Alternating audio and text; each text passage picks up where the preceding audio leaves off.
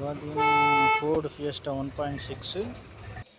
இதில் பார்த்தீங்கன்னா கியர் வந்து லாக் ஆயிடுச்சு, எந்த ஒரு மூமெண்ட்டுமே இல்லை. வண்டி கியர் போட்டாலும் மூவ் ஆகிக்கிட்டே தான் இருக்குது. இது என்ன கம்ப்ளைண்ட்டு ஸ்டெப் பை ஸ்டெப்பாக உங்களுக்கு காமிக்கிறேன். தேங்க்யூ.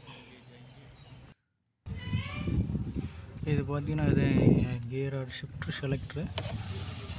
இது பார்த்தீங்கன்னா லாக்கில் எங்கேஜ் ஆகி மாட்டியிருக்கு. ஏதோ ஒரு கியரில் எங்கேஜ் ஆகிட்டே இருக்குது. இப்போ நம்ம இது என்ன கம்ப்ளைண்ட்னு சொல்லி உங்களுக்கு நான் வந்து பிரித்து பார்த்துட்டு உங்களுக்கு நான் சொல்கிறேன். தேங்க்யூ. இப்போ இதான் ஷிஃப்ட்ரு. இப்போ நம்ம ஷிஃப்ட்லேருந்து லாக் ஆகிருக்கு. அது வந்து இந்த பக்கம் வந்துட்டோம்னா இதுதான் 5th கியர் ஹப்பு. இது 5th கியர் பார்த்தீங்கன்னா ரொட்டேஷன் பண்ணி பார்த்தாலும் எந்த ஒரு மூமெண்ட்டுமே இல்லை கியர் பாக்ஸில், அதாவது அந்த கியர் வீலில். இப்போ கியர் எங்கேஜில் இருக்கும்போது இந்த வீல் ரொட்டேட் பண்ணோம் அப்படின்னா அந்த வீலில் வந்து கவுண்ட்ரு மேலே இருக்குது, கவுண்ட்ரு கியர் வந்து ரொட்டேட் ஆகணும். ஆனால் அது ரொட்டேட் ஆகலை.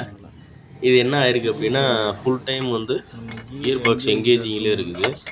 இதனால் வந்து ரன்னிங்கில் கீழே, அதாவது வண்டி இப்போ நம்ம ட்ரைவ் பண்ணோம்னா ட்ரைவ் பண்ண முடியாது. ஏன்னா இது டபுள் கியர் எங்கேஜ் ஆனதுனால நியூட்ரல் ஆகலை.